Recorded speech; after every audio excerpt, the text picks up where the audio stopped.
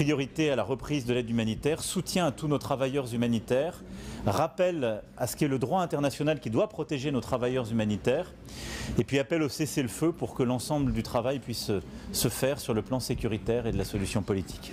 La situation aujourd'hui est intenable et elle n'a jamais été aussi grave.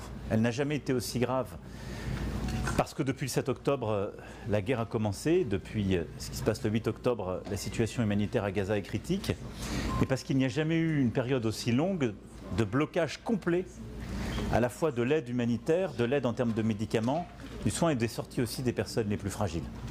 Et on est à 2-3 semaines de la rupture en termes d'eau potable, en termes parfois on est au-delà du strict minimum pour vivre, mais de ce qui n'a jamais manqué jusque-là, alors que tout manquait déjà.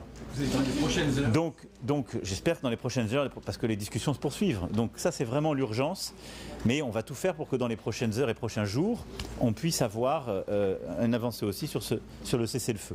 D'abord, on a présenté ces propositions au président Trump. On a eu un échange avant qu'il ne voit un échange avec le Premier ministre Netanyahou.